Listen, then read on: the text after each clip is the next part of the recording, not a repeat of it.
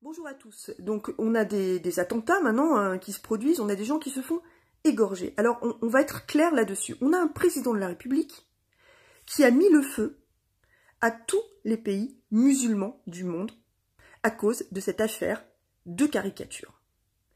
Il a son portrait qui est brûlé dans tous les pays musulmans du monde. Il y a des appels à représailles par rapport à ce qu'il a dit et par rapport à ce qu'il a fait. Voilà. À cause de ça, à cause de son attitude, on a de nouveau maintenant des représailles sur le sol français et des égorgements, etc. Voilà. Ça vient de là. Ne cherchez pas, cela vient de là. On nous a prévenu qu'on aurait des représailles. Voilà. On a un président qui insulte tous les musulmans du monde. On a un président qui se prend le nez avec Erdogan, qui se prend le nez avec Vladimir Poutine, qui se prend le nez avec le président biélorusse, etc., etc. Ce n'est pas la première fois.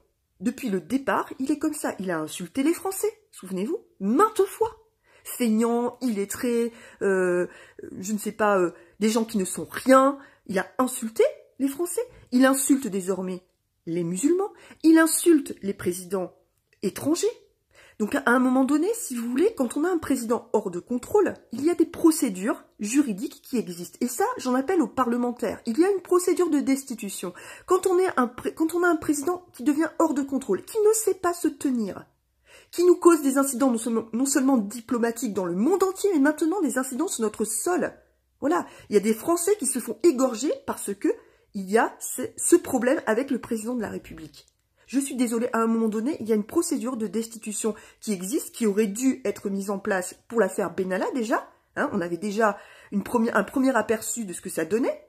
Mais maintenant, on a un pays qui est complètement jeté dans cette affaire de Covid-19, où là encore, tout est hors de contrôle. Les chefs de parti se sont rendus à Matignon et se sont rendus compte qu'il est impossible que le gouvernement sache gérer cette crise. Tout le monde le sait, mais personne ne fait rien.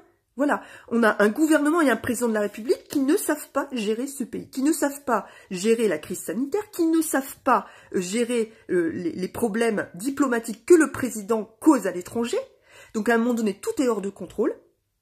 Il faut mettre en place la procédure de destitution. Point. Elle a été engagée, on le sait, dans d'autres pays, par exemple contre le président Trump, cela n'a pas fonctionné.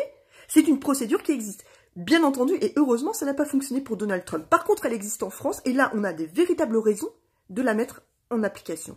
Cela suffit maintenant. Il met en danger tout le monde. Voilà, il met en danger tout le monde. Il y a aussi des risques d'attentats sur les églises, hein, sur les chrétiens, donc sur une autre religion. Ça n'est plus possible. Ça n'est plus possible. À un moment donné, il y a des procédures juridiques, qu'elles soient mises en place. Il faut arrêter de blablater, il faut arrêter d'aller sur BFM, il faut arrêter... Voilà. Il n'y a pas une histoire de guerre civile, là. Il y a une histoire de quelqu'un qui est à la tête de l'État qui fout le feu dans le monde entier. Et on le sait. Il s'est fait remettre en place par Vladimir Poutine combien de fois ces derniers temps? Combien de fois, hein? Donc, qu'est-ce qu'il cherche?